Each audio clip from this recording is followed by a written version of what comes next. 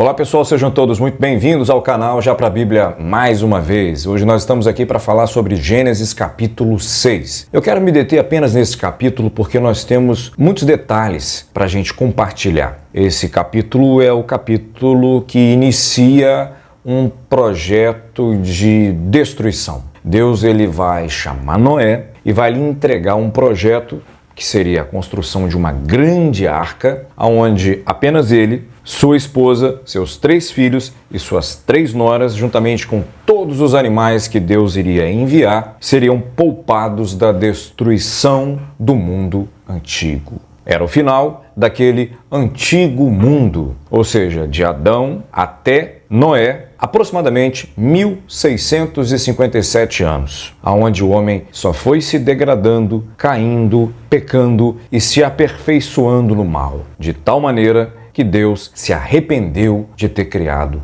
o homem. Então eu te convido a estudar conosco agora o capítulo 6 de Gênesis. Vem comigo já para a Bíblia.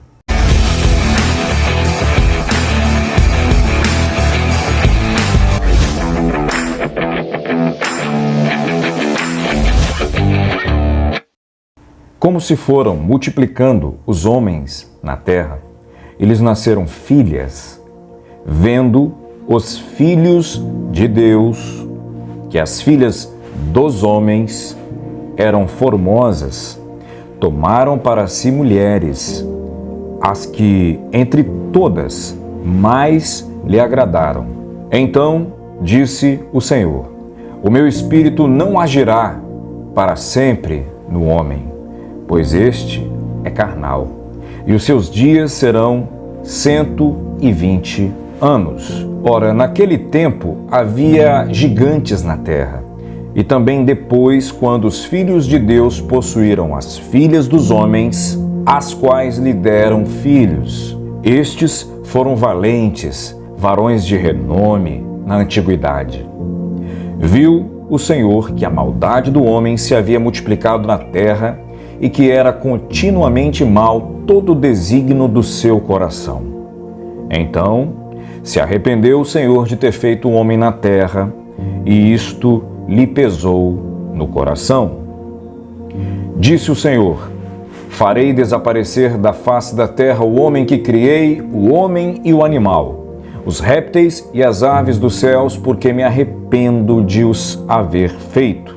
Porém, Noé achou graça diante do Senhor. Eu percebi, ao estudar esse capítulo e ao analisar a opinião de vários teólogos, e que ele é muito difícil de ser interpretado em alguns pontos. Ou seja, não há um consenso entre os teólogos a respeito de alguns pontos que eu vou dizer aqui neste capítulo. Por exemplo, o versículo 1 é muito fácil. Muitas mulheres bonitas começaram a nascer na terra. Até aí, nenhum problema. A partir do versículo 2 é que vai começar a polêmica entre os teólogos. Quem eram esses filhos de Deus? Eram filhos de Sete, da descendência de Sete? Eram filhos de Adão? Eram anjos? Quem eram esses filhos de Deus ao terem relações com aquelas mulheres bonitas que eles escolhiam? Acabaram gerando gigantes sobre a terra. E os teólogos divergem também. Esses gigantes eram gigantes mesmo? Ou é só uma forma de expressar alguma qualidade, ainda que negativa? Ou um gigantismo, uma doença, não sei? Ou será que realmente, de fato, eram gigantes? Seres híbridos, por exemplo? Uma coisa é certa: Deus destruiu tudo que respirava na parte seca da terra, poupando apenas Noé e sua família. Ao todo, 8 pessoas. Noé, sua esposa, seus 3 filhos e suas 3 noras. E é claro, Deus poupou todos os animais que ele mandou que procurassem a arca que ele havia mandado ser construída por Noé, para que todos eles repovoassem o novo mundo ao final do dilúvio. Pessoal, existem 3 posições majoritárias, ou seja, todo mundo fala sobre essas 3 posições para interpretar Gênesis capítulo 6. Que esses filhos de Deus, ou, número 1, eram anjos caídos. Número 2, homens poderosos daquela época que casaram com as mulheres bonitas e geraram filhos renomados, valentes, no sentido de serem corajosos, ricos, destacados e por aí vai. E a terceira corrente que diz que esses filhos de Deus eram filhos de Sete, que se juntaram com a descendência dos filhos de Caim. E com isso nasceram os gigantes, os homens renomados, os homens de fama daquela época. Eu vou dar a minha interpretação respeitando todas as opiniões contrárias. E aí você escolhe o que você quer acreditar. Até porque esse texto, o que nós entendemos dele, o que você vai entender, não é um entendimento que prejudica o seu relacionamento, sua fé e a sua salvação em Deus. É um texto, é um assunto periférico. Não está relacionado às doutrinas principais da Bíblia. Salvação pela graça, justificação pela fé, só Jesus Cristo pode nos salvar, Jesus vai voltar para nos buscar. Ou seja, assuntos de suma importância para o Evangelho, que são verdades absolutas e que, ao estudarmos assuntos como esse, em momento algum põe em risco, põe em xeque a nossa relação com as doutrinas principais do Evangelho. O que não pode acontecer e não fica bom e é desaconselhável são as contendas de muitos cristãos, muitos líderes que fazem em torno desse tema, que mais servem para desunir irmãos do que para unir propósitos. E o nosso propósito, claro, é que Jesus seja glorificado até nesse assunto, que é um assunto periférico. E no final, todos vocês vão entender que realmente Jesus vai ser glorificado em tudo que nós vamos falar aqui. Vamos lá, pessoal. Não vou ficar em cima do muro, vou dar minha opinião. Eu não creio na segunda nem na terceira proposição. Eu creio na primeira. Os filhos de Deus aqui eram, sim, anjos. E eu vou explicar a razão da minha fé com o propósito de exaltar o Senhor Jesus Cristo nessa compreensão. E para isso, nós precisamos fazer um exercício de hermenêutica mais aprofundada. Ou seja, nós não podemos nos valer apenas do livro de Gênesis, do capítulo 6, para afirmar o que eu vou dizer. Nós temos que usar a regra de ouro. E qual é a regra de ouro? A Bíblia interpreta a Bíblia. Dito isso, vamos analisar o texto de 1 de Pedro, capítulo 3, versículo 17 em diante. Pois também Cristo morreu uma única vez pelos pecados, o justo pelos injustos, para conduzir-vos a Deus, morto, sim, na carne, mas vivificado no Espírito, no qual também foi e pregou aos espíritos em prisão, os quais, noutro tempo, foram desobedientes quando a longanimidade de Deus aguardava nos dias de Noé, enquanto se preparava a arca, na qual poucos, a saber, 8 pessoas, foram salvas através da água, a qual, figurando o batismo, agora também vos salva, não sendo a remoção da imundícia da carne, mas a indagação de uma boa consciência para com Deus por meio da ressurreição de Jesus Cristo, qual, depois de ir ao céu, está à destra de Deus, ficando-lhe subordinados anjos e potestades e poderes. Vamos fazer uma análise aqui expositiva do versículo? Vamos lá. Os primeiros versículos desse capítulo está falando do sofrimento do justo, daquele que se converte a Deus. E na sequência diz que sofrer pelo motivo correto é bom. É um sofrimento que vai lhe produzir honra. Se você olhar o versículo 15 e 16, você vai ver que Pedro está dizendo o seguinte: olha, serve ao Senhor, vive sua vida, santifique-se.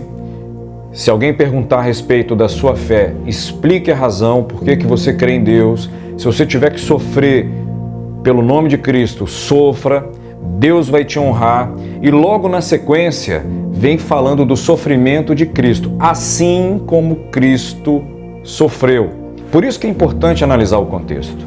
E aí Pedro continua falando, e agora ele vai falar do sofrimento do Senhor Jesus, o que ele passou por nós, as etapas da sua obra e o que aconteceu com ele quando veio como homem, ao morrer na cruz, depois que ressuscita e depois que volta assunto aos céus. Veja, o versículo 18 diz: pois também Cristo morreu. Morreu aqui no original é sofreu, correlacionando o sofrimento de Cristo. São as etapas de tudo que Jesus fez por nós. Ele sofreu por nós para nos salvar, para nos reconciliar com Deus. O justo, ele veio à terra para salvar os injustos. Muito bem, vamos lá. E o texto continua dizendo, ponto e vírgula, morto. Sim, ele morreu. Morreu mesmo, na carne, mas foi vivificado no Espírito. A palavra vivificado aqui, no original, no grego, é ressuscitado. E depois desse processo de ter sido vivificado, ou seja, depois de ter ressuscitado, o texto de Pedro diz: e foi e pregou aos espíritos em prisão. Mas que espíritos são esses? O versículo 20 vai dizer, acompanha aí: espíritos, os quais, noutro tempo, foram desobedientes quando a longanimidade de Deus aguardava nos dias de Noé, enquanto se preparava a arca. Pedro está dizendo, quem pregou? Não foi Noé, foi Jesus Cristo que pregou aos espíritos. Quando? Noutro tempo. Que tempo? No tempo de Noé, enquanto Deus estava esperando Noé terminar de construir a arca. Mas o que ele pregou? Isso o texto ainda não disse na primeira de Pedro. Lembrando que a gente está fazendo uma análise profunda contextual da Bíblia em várias passagens para que nós possamos explicar por que nós acreditamos que os filhos de Deus de Gênesis 6 eram, sim, anjos. Agora, quando a gente vai para a segunda de Pedro, a partir do versículo 4, acompanha comigo. Ora, se Deus não poupou os anjos quando pecaram, antes precipitando-os no inferno, os entregou a abismos de trevas, reservando-os para juízo, e não poupou o mundo antigo, mas preservou a Noé, pregador da justiça, e mais 7 pessoas, quando fez vir o dilúvio sobre o mundo dos ímpios. Veja que o versículo 4, Pedro, o mesmo autor da primeira epístola, ele novamente vai falar de anjos, agora ele não fala espíritos, ele fala anjos. Então, anjos, quando pecaram, eles foram precipitados no inferno. Inferno aqui, no original grego, é tártaro, ou seja, é a parte mais baixa do inferno, é o poço do inferno. É aquela expressão muito comum que a gente costuma ouvir por aí, o quinto dos infernos, o lugar mais profundo dos infernos. Deus colocou esses poucos anjos que cometeram determinados pecados lá. Os entregou a essa escuridão e os acorrentou, reservando-os para o dia do juízo. E Pedro vai dizendo, novamente ele fala, e não poupou o mundo antigo. Novamente ele vai fazer conexão com o que ele escreve na primeira epístola. Ele vai falar dos tempos de Noé, mas preservou Noé, pregador da justiça. Veja, não são todos os anjos, são alguns anjos que foram parar no Tártaro. Quando nós analisamos toda essa epístola, Pedro, ele está falando num contexto sobre falsos profetas também. Ele está dizendo que o pecado dos falsos profetas, dos falsos mestres, ele é análogo, ele é comparado aos pecados desses anjos que cometeram pecados lá na antiguidade, lá no tempo do mundo antigo, e que eles merecem a mesma condenação. Eles merecem ir parar no Tártaro, lá nos quintos dos infernos. Cuidado se você se encaixa como falso profeta. Abre seu olho.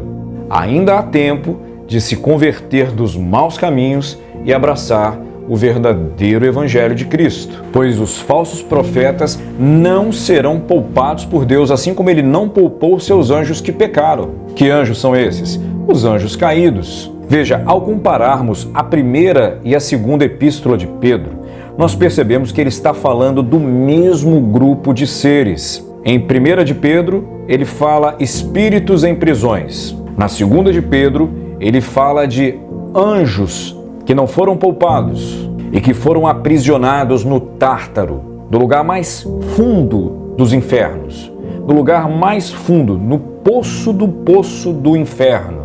E novamente, Pedro está falando da mesma coisa, a época de Noé. Agora veja bem, uma coisa precisa ficar clara. O texto, embora tendo dito Noé, o pregador da justiça, não significa que Noé saiu dizendo para todos: venham todos, venham, vai ter um dilúvio, vocês vão morrer se não entrar na arca, venham para cá, venham para a arca. Não, a Bíblia não diz isso. É uma heresia se alguém afirmar que Noé estava pregando para que as pessoas entrassem na arca. De maneira alguma. Deus não mandou Noé fazer isso. Deus mandou que ele construísse a arca e que entrasse ele e a sua família, porque ele achou graça diante dos olhos de Deus. Em Hebreus, no capítulo 11, quando fala da fé de Noé, vai dizer que Noé, ele andava com Deus. E andar com Deus é o sucesso.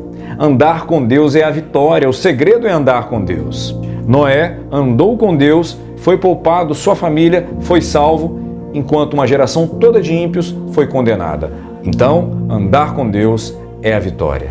Então veja, a pregação de Noé consistiu na construção da arca. Apenas isso, o que foi uma demonstração de justiça e de juízo de Deus. Não foi uma pregação de misericórdia ou de salvação para pessoas, de jeito nenhum. Foi apenas para demonstrar o juízo de Deus sobre o mundo ímpio, sobre o mundo antigo daquela época. Mas você concorda comigo que até agora a gente não sabe quem foi esse grupinho de anjos que foi aprisionados lá no Tártaro, no poço mais profundo do inferno? E por que estes anjos foram os primeiros a receber uma carga de condenação extra através de uma pregação feita por Cristo para eles? Ora, veja bem, quando a Bíblia diz que Cristo foi e pregou aos espíritos em prisão, já ficou claro, são esses anjos. Ele não foi pregar para salvar ninguém. Quem fala isso é uma heresia, porque isso não está na Bíblia. Quem está no inferno, de lá não sai. Quem foi para o inferno, já era. Essa pregação foi uma pregação condenativa.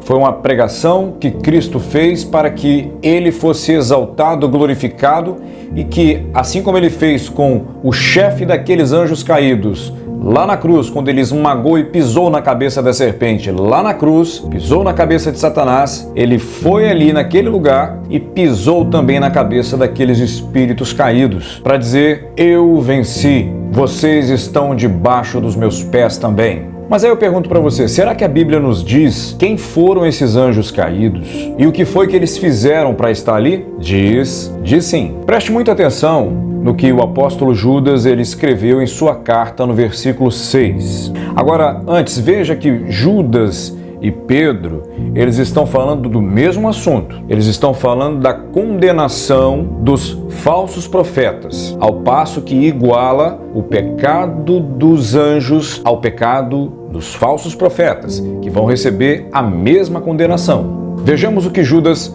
em sua carta no versículo 6, ele fala: há anjos que não guardaram o seu estado original, mas abandonaram o seu próprio domicílio. Ele tem guardado sob trevas, em algemas eternas, para o juízo do grande dia. Vocês percebem as mesmas expressões de Pedro? Espíritos, anjos presos. Logo, fica muito claro que essas três epístolas, 1 de Pedro, 2 de Pedro e a carta de Judas, estão tratando do mesmo assunto. Alguns dizem, tá, mas o texto de Judas não diz qual foi o erro desses anjos. Será que não diz? Talvez, se prestarmos mais atenção no texto, nós vamos ver que o texto diz sim. Olho na tela. E os anjos que não guardaram o seu estado original, mas abandonaram o seu próprio domicílio, ele tem guardado sob trevas, em algemas eternas, para o juízo do grande dia. Ponto e vírgula, preste atenção no versículo 7. Como Sodoma e Gomorra e as cidades circunvizinhas, que havendo entregado à prostituição, como aqueles, seguindo após outra carne, são postas para exemplo do fogo eterno, sofrendo punição. O grande detalhe é o versículo 7, quando Judas ele diz o seguinte: como aqueles quem? Os anjos, do versículo 6. Judas está se referindo ao versículo anterior. Que aqueles? Aqueles que não guardaram o seu estado original de anjos. Deus fez anjo para ser anjo, mas eles abandonaram o seu próprio domicílio, ou seja, eles abandonaram o seu estado original de anjos e se transformaram em humanos. E isso não é nenhuma loucura, até porque a Bíblia ela nos mostra que em vários textos é possível anjo se materializar. Tá, mas qual foi o pecado deste grupinho de anjos? Foi o pecado da porneia, o pecado da prostituição, o mesmo pecado que levou à destruição de Sodoma e Gomorra. Olha o versículo 7. O que estava acontecendo em Sodoma e Gomorra? Homem e mulher fugiam do estado natural que Deus fez para eles, e homens se uniam com homens e mulheres se uniam com mulheres, deixando a sua própria originalidade, se unindo com pessoas do mesmo sexo. E os anjos fizeram a mesma coisa, conforme Judas acaba de relatar para nós. Deixaram seu estado original, seguindo após outra carne. E por essa razão, eles estão presos lá no Tártaro até hoje como castigo pelo pecado que eles cometeram. Reparem, eles já eram anjos caídos e eles resolveram fazer essa miséria que nós acabamos de falar. Piorou ainda mais a situação para eles. Tá, mas aí você vai perguntar, mas tem algum lugar na Bíblia que diz que isso de fato aconteceu? Ou só é especulação de Pedro e de Judas e a gente está tentando forçar a barra aqui para chegar a uma conclusão? Sim, nós temos. Gênesis capítulo 6. E adivinhe, Gênesis 6 é que época? A época de Noé. Percebeu como é que fecha o ciclo de uma análise contextual, de uma análise hermenêutica, exegética, coerente, para se chegar à compreensão das Escrituras? Vamos repetir então os dois primeiros versículos de Gênesis 6. Como se multiplicando os homens na terra, lhe nasceram filhas, vendo os filhos de Deus que as filhas dos homens eram formosas, tomaram para si mulheres, e as que entre todas lhes agradaram. E qual foi o resultado dessa união dos filhos de Deus e dos filhos dos homens? O resultado foi que nasceram gigantes na terra, e esses gigantes foram os homens de renome, os varões da antiguidade, gigantes, porém todos foram destruídos nas águas do dilúvio. Veja o contraste entre filhos de Deus e filhas dos homens. Eu já falei, existe a interpretação, inclusive ela é muito recente, tá? De que os filhos de Deus seriam os descendentes de Sete. Sete, aquele terceiro filho de Adão, e que as filhas dos homens seriam mulheres da descendência de Caim. Bom, a Bíblia diz filhos de Deus e filhas de Adão. Não diz filhos de Sete e filhas de Caim. Não é isso que o texto diz. Mesmo que embora nos capítulos anteriores sejam relatados sobre as duas descendências, tanto fala um pouco sobre a descendência de Caim e fala também um pouco sobre a descendência de Sete. Mas isso por si só não é suficiente para prevalecer como entendimento mais correto. É certo sim que houve mistura de descendências. Fica claro que até a descendência de Sete se corrompeu em um dado momento, pois só restou da descendência de Sete Noé e sua família. 8 pessoas, ninguém mais. E outra coisa, a expressão filhos de Deus no hebraico original é Ben Elohim. No Velho Testamento, ela não é aplicada a homens, somente a anjos. Só no Novo Testamento que essa expressão vai ser aplicada a homens, através do Senhor Jesus Cristo. Ninguém é filho de Deus por natureza. Depois da queda de Adão e Eva, depois da queda da primeira família, só é filho de Deus quem passa pelo novo nascimento, quem passa pela regeneração, quem se torna um aliançado com Deus por meio de Cristo. Não é isso que o apóstolo João escreveu? Leia comigo. Todos quanto creram, todos quanto receberam, deu-lhes o poder para serem feitos filhos de Deus, a saber, os que creem em seu nome. Portanto, não existe filho de Deus por natureza. Você precisa ser transformado em filho de Deus, senão você ainda permanece na condição de filho de Adão. Apenas isso. Os filhos de Sete não são filhos de Deus. Os filhos de Sete eram filhos de Adão. Por natureza, os únicos filhos de Deus são os anjos. Veja, essa expressão filhos de Deus usada em Gênesis 6, Ben Elohim, ela é aplicada 6 vezes no Velho Testamento. Ela é vista 2 vezes em Gênesis 6, 3 vezes no livro de Jó e 2 vezes nos Salmos. Por exemplo, eu vou citar apenas um deles, Jó 38, 7. Acompanhe comigo. Versículo 4. Jó, onde você estava quando eu lançava os fundamentos da terra? Versículo 5. Quem lhe pôs as medidas, se é que você sabe? Aí vem no versículo 7, para a gente adiantar. Quando as estrelas da alva juntas alegremente cantavam e rejubilavam todos os filhos de Deus. Ben Elohim, percebeu? Como que pode ser filhos dos homens se aqui a mesma expressão usada em Gênesis 6 está tratando das estrelas da alva que rejubilavam, que cantavam quando Deus construía os fundamentos da terra? Por acaso existiam homens na criação dos fundamentos da terra? Lógico que não. O ser humano foi feito no 6º dia. Entendeu? Como é que fica claro quando você faz uma análise contextual mais profunda da palavra de Deus? Portanto, nessa aula, nós procuramos correlacionar a Bíblia com ela mesma sem acrescentar nenhum fragmento, nenhuma alegoria, nenhuma explicação além das letras que já estão na própria palavra de Deus, para que nós cheguemos a uma compreensão mais fiel às Escrituras e mais coerente ao texto bíblico. E eu quero finalizar essa palavra mencionando o que eu disse no começo. É tudo para a glória do Senhor Jesus. O mundo antigo foi destruído para a glória de Cristo, para que Ele fosse glorificado, Ele restaurasse a humanidade com Deus novamente. Ele não ia permitir que o mundo antigo continuasse do jeito que estava até hoje. Existem muitos outros detalhes sobre o dilúvio, sobre os desdobramentos e as repercussões que nós vamos deixar para falar nas próximas aulas. Mas hoje, especificamente, preferimos nos deter apenas no capítulo 6 para dizer que Cristo, Ele aprisionou aqueles anjos caídos e depois que Ele pisou na cabeça de Satanás, quando Ele morre na cruz, seguindo os atos, conforme nós já narramos no livro de Pedro, Ele sofre, Ele morre, vai direto para o céu, para o paraíso. Ele não foi para o inferno direto, não. Ele ressuscita, tá? Mas por quê? Porque a própria Bíblia explica a Bíblia. Lembra quando ele disse, Pai, em tuas mãos entrego o meu espírito? Ele não diz, eu estou indo para o inferno, Pai. Não, estou indo para tuas mãos. E outra coisa, de novo, a Bíblia explica a Bíblia. O ladrão que se converteu na última hora, no último instante, lá na cruz, o que Jesus falou para ele? Hoje mesmo estarás comigo no paraíso. Antes das 18 horas, que era o final do dia, era o final do Shabat, ele estava esperando o ladrão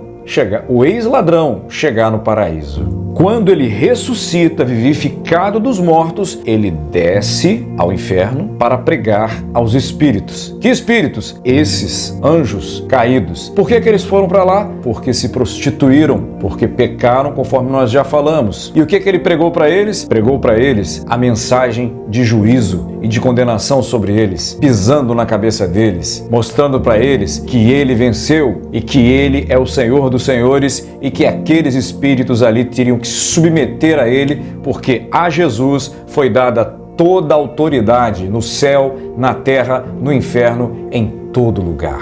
Se você gostou do vídeo, não esquece de curtir, de comentar, de compartilhar. Pode perguntar, a gente responde. E a gente se vê em Gênesis 7. E até lá.